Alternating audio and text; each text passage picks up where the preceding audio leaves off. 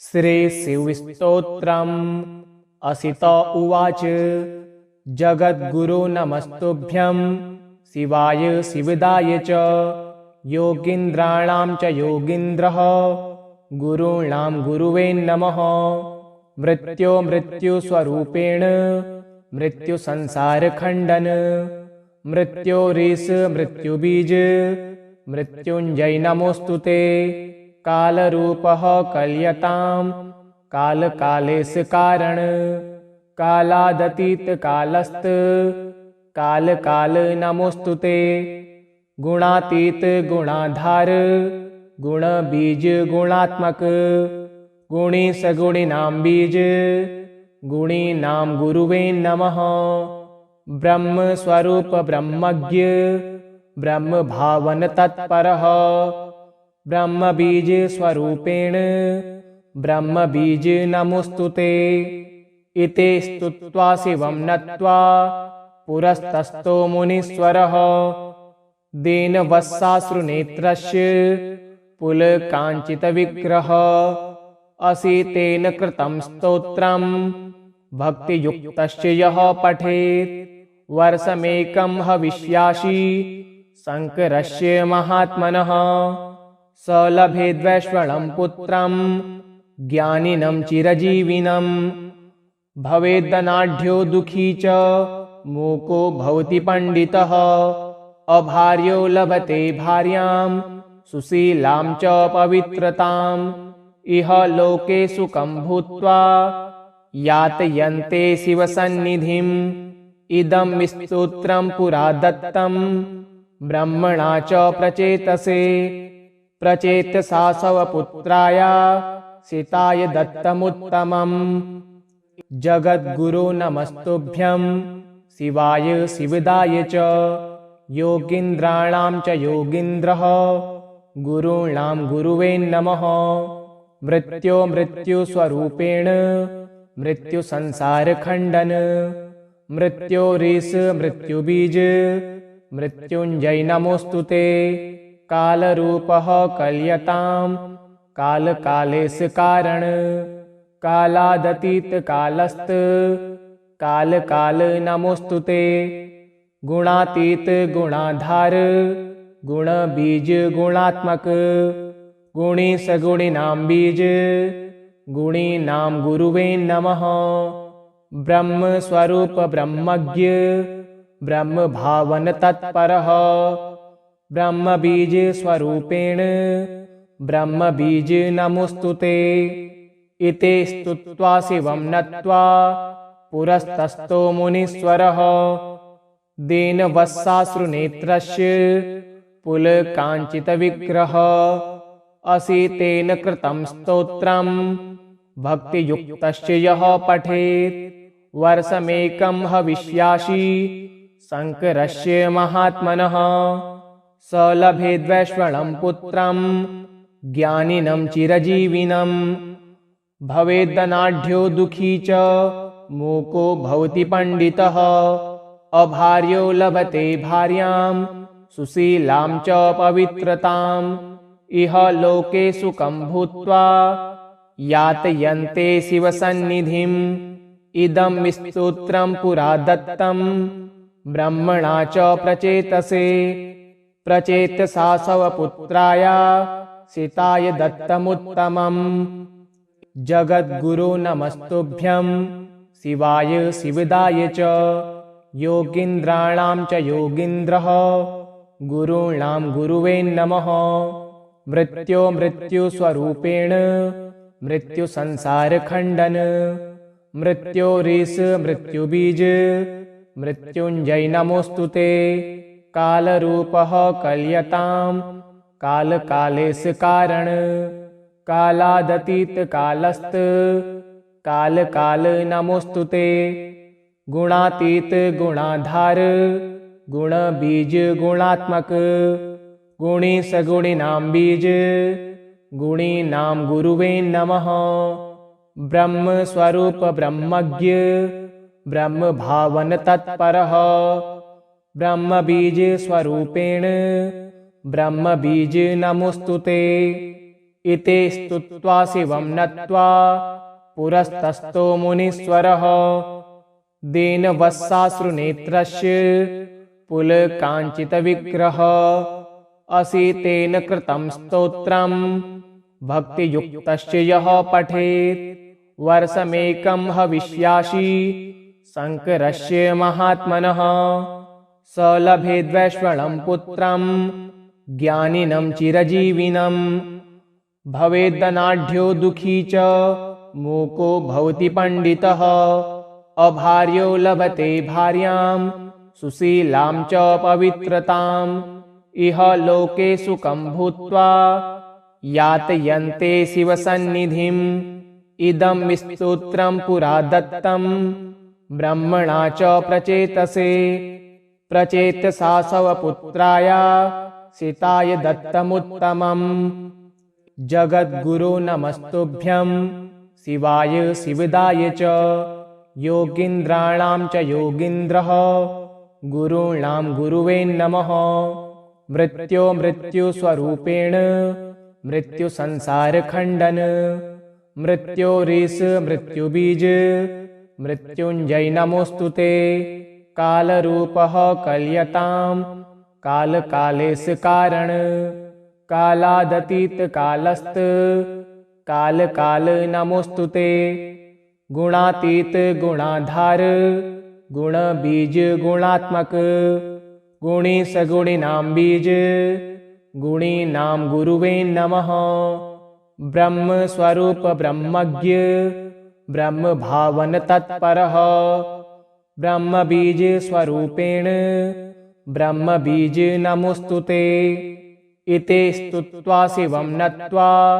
पुरस्तस्थो मुनीश्वरः दीनवत्साश्रुनेत्रस्य पुलकाञ्चितविग्रहः असितेन कृतं स्तोत्रं भक्तियुक्तस्य यः पठेत् वर्षमेकं हविष्यासि शङ्करस्य महात्मनः स लभेद्वैश्वलं पुत्रं ज्ञानिनं चिरजीविनं भवेदनाढ्यो दुःखी च मूको भवति पण्डितः अभार्यो लभते भार्यां सुशीलां च पवित्रताम् इह लोके सुखं भूत्वा यातयन्ते शिवसन्निधिम् इदं स्तोत्रं पुरा दत्तं ब्रह्मणा च प्रचेतसे प्रचेतसा स्वपुत्राय सीताय दत्तमुत्तमम् जगद्गुरो नमस्तुभ्यं शिवाय शिवदाय च योगीन्द्राणां च योगीन्द्रः गुरूणां गुरुवे नमः मृत्युस्वरूपेण मृत्युसंसारखण्डन मृत्योरीश मृत्युबीज मृत्युञ्जय नमोऽस्तुते कालरूपः कल्यतां कालकालेश कारण कालादतीत कालस्त कालकाल नमोऽस्तुते गुणातीत गुणाधार गुणबीज गुणात्मक गुणी सगुणिनां बीज गुणीनां गुरुवे नमः ब्रह्मस्वरूप ब्रह्मज्ञ ब्रह्मभावन तत्परः ब्रह्मबीज स्वरूपेण ब्रह्मबीज नमोऽस्तुते इति स्तुत्वा शिवं नत्वा पुरस्तस्थो मुनीश्वरः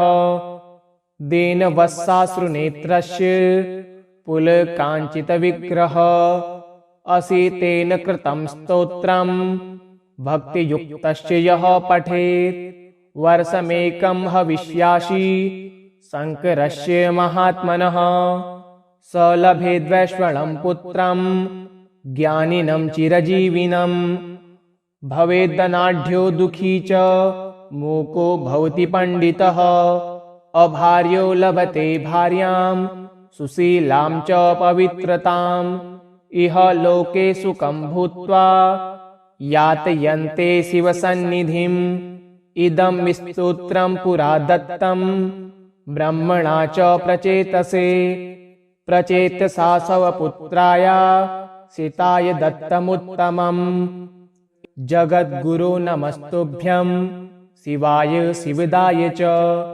योगीन्द्राणां च योगीन्द्रः गुरूणां गुरुवे नमः। मृत्यो मृत्युस्वरूपेण मृत्युसंसारखण्डन मृत्योरीश मृत्युबीज मृत्युञ्जय नमोऽस्तु ते। कालरूपः कल्यतां कालकालेश कारण कालादतीत कालस्त कालकाल नमोऽस्तु ते। गुणातीत गुणाधार गुणबीज गुणात्मक गुणी सगुणिनां बीज गुणीनां गुरुवे नमः। ब्रह्मस्वरूप ब्रह्मज्ञ ब्रह्मभावन तत्परः ब्रह्मबीज स्वरूपेण ब्रह्मबीज नमोऽस्तु ते। इति स्तुत्वा शिवं नत्वा पुरस्तस्थो मुनीश्वरः दीनवत्साश्रुनेत्रस्य पुलकाञ्चितविग्रहः असितेन कृतं स्तोत्रं भक्तियुक्तस्य यः पठेत् वर्षमेकं हविष्यासि शङ्करस्य महात्मनः स लभेद्वैश्वलं पुत्रं ज्ञानिनं चिरजीविनं भवेदनाढ्यो दुःखी च मूको भवति पण्डितः अभार्यो लभते भार्यां सुशीलां च पवित्रताम् इह लोके सुखं भूत्वा यातयन्ते शिवसन्निधिम् इदं स्तोत्रं पुरा दत्तं ब्रह्मणा च प्रचेतसे प्रचेतसा स्वपुत्राय सीताय दत्तमुत्तमम्। जगद्गुरो नमस्तुभ्यं शिवाय शिवदाय च योगीन्द्राणां च योगीन्द्रः गुरूणां गुरुवे नमः। मृत्यो मृत्युस्वरूपेण मृत्युसंसारखण्डन मृत्योरीश मृत्युबीज मृत्युञ्जय नमोऽस्तु ते। कालरूपः कल्यतां कालकालेश कारण कालादतीत कालस्त कालकाल नमोऽस्तु ते। गुणातीत गुणाधार गुणबीज गुणात्मक गुणी सगुणिनां बीज गुणीनां गुरुवे नमः। ब्रह्मस्वरूप ब्रह्मज्ञ ब्रह्मभावन तत्परः ब्रह्मबीज स्वरूपेण ब्रह्मबीज नमोऽस्तु ते। इति स्तुत्वा शिवं नत्वा पुरस्तस्थो मुनीश्वरः दीनवत्साश्रुनेत्रस्य पुलकाञ्चितविग्रहः असितेन कृतं स्तोत्रं भक्तियुक्तस्य यः पठेत् वर्षमेकं हविष्यासि शङ्करस्य महात्मनः स लभेद्वैश्वलं पुत्रं ज्ञानिनं चिरजीविनं भवेदनाढ्यो दुःखी च मूको भवति पण्डितः अभार्यो लभते भार्यां सुशीलां च पवित्रताम् इह लोके सुखं भूत्वा यातयन्ते शिवसन्निधिम् इदं स्तोत्रं पुरा दत्तं ब्रह्मणा च प्रचेतसे प्रचेतसा स्वपुत्राय सीताय दत्तमुत्तमम्। जगद्गुरो नमस्तुभ्यं शिवाय शिवदाय च योगीन्द्राणां च योगीन्द्रः गुरूणां गुरुवे नमः। मृत्यो मृत्युस्वरूपेण मृत्युसंसारखण्डन मृत्योरीश मृत्युबीज मृत्युञ्जय नमोऽस्तु ते। कालरूपः कल्यतां कालकालेश कारण कालादतीत कालस्त कालकाल नमोऽस्तु ते। गुणातीत गुणाधार गुणबीज गुणात्मक गुणी सगुणिनां बीज गुणीनां गुरुवे नमः। ब्रह्मस्वरूप ब्रह्मज्ञ ब्रह्मभावन तत्परः ब्रह्मबीज स्वरूपेण ब्रह्मबीज नमोऽस्तु ते।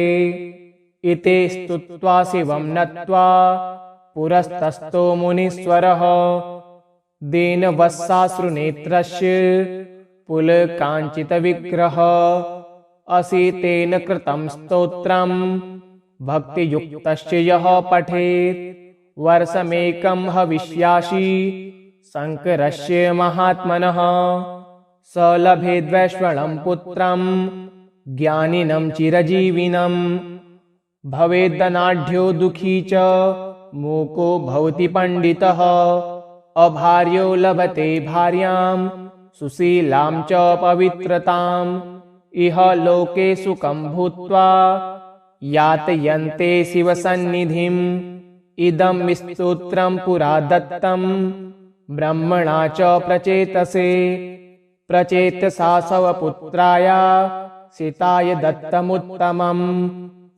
जगद्गुरो नमस्तुभ्यं शिवाय शिवदाय च योगीन्द्राणां च योगीन्द्रः गुरूणां गुरुवे नमः मृत्यो मृत्युस्वरूपेण मृत्युसंसारखण्डन मृत्योरीश मृत्युबीज मृत्युञ्जय नमोऽस्तुते कालरूपः कल्यतां कालकालेश कारण कालादतीत कालस्त कालकाल नमोऽस्तुते गुणातीत गुणाधार गुणबीज गुणात्मक गुणी सगुणिनां बीज गुणीनां गुरुवे नमः ब्रह्मस्वरूप ब्रह्मज्ञ ब्रह्मभावन तत्परः ब्रह्मबीज स्वरूपेण ब्रह्मबीज नमोऽस्तुते इति स्तुत्वा शिवं नत्वा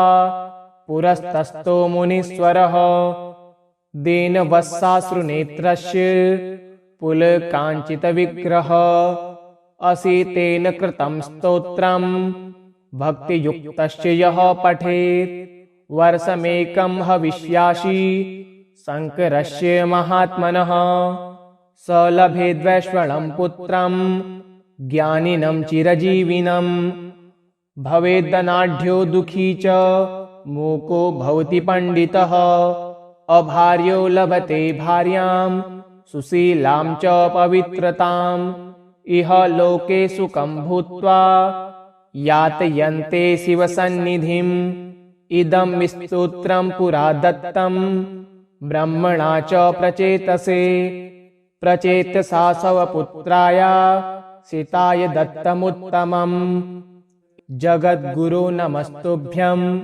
शिवाय शिवदाय च योगीन्द्राणां च योगीन्द्रः गुरूणां गुरुवे नमः मृत्यो मृत्युस्वरूपेण मृत्युसंसारखण्डन मृत्योरीश मृत्युबीज मृत्युञ्जय नमोऽस्तुते कालरूपः कल्यतां कालकालेश कारण कालादतीत कालस्त कालकाल नमोऽस्तुते गुणातीत गुणाधार गुणबीज गुणात्मक गुणी सगुणिनां बीज गुणीनां गुरुवे नमः ब्रह्मस्वरूप ब्रह्मज्ञ ब्रह्मभावन तत्परः ब्रह्मबीज स्वरूपेण ब्रह्मबीज नमोऽस्तुते इति स्तुत्वा शिवं नत्वा पुरस्तस्थो मुनीश्वरः दीनवत्साश्रुनेत्रस्य पुलकाञ्चितविग्रहः असितेन कृतं स्तोत्रं भक्तियुक्तस्य यः पठेत् वर्षमेकं हविष्यासि शङ्करस्य महात्मनः स लभेद्वैश्वलं पुत्रं ज्ञानिनं चिरजीविनं भवेद्दनाढ्यो दुःखी च मूको भवति पण्डितः अभार्यो लभते भार्यां सुशीलां च पवित्रताम् इह लोके सुखं भूत्वा यातयन्ते शिवसन्निधिम् इदं स्तोत्रं पुरा दत्तं ब्रह्मणा च प्रचेतसे प्रचेतसा स्वपुत्राय सीताय दत्तमुत्तमम् जगद्गुरो नमस्तुभ्यं शिवाय शिवदाय च योगीन्द्राणां च योगीन्द्रः गुरूणां गुरुवे नमः मृत्यो मृत्युस्वरूपेण मृत्युसंसारखण्डन मृत्योरीश मृत्युबीज मृत्युंजय नमोस्तु ते। कालरूपः कल्यताम् कालकालेश कारण कालादतीत कालस्त कालकाल नमोस्तु ते। गुणातीत गुणाधार गुणबीज गुणात्मक गुणी सगुणिनां बीज गुणीनां गुरुवे नमः। ब्रह्म स्वरूप ब्रह्मज्ञ ब्रह्म भावन तत्परः ब्रह्म बीज स्वरूपेण ब्रह्म बीज नमोस्तु ते। इति स्तुत्वा शिवं नत्वा पुरस्तस्थो मुनीश्वरः दीनवत्साश्रुनेत्रस्य पुलकाञ्चितविग्रहः असितेन कृतं स्तोत्रं भक्तियुक्तस्य यः पठेत् वर्षमेकं हविष्यासि शङ्करस्य महात्मनः स लभेद्वैश्वलं पुत्रं ज्ञानिनं चिरजीविनं भवेद्दनाढ्यो दुःखी च मूको भवति पण्डितः अभार्यो लभते भार्यां सुशीलां च पवित्रताम् इह लोके सुखं भूत्वा यातयन्ते शिवसन्निधिम् इदं स्तोत्रं पुरा दत्तं ब्रह्मणा च प्रचेतसे प्रचेतसा स्वपुत्राय सीताय दत्तमुत्तमम्। इति श्री ब्रह्मवैवर्ते महापुराणे श्रीकृष्ण जन्मखण्डे अशीतिकृतं शिवस्तोत्रं सम्पूर्णम्।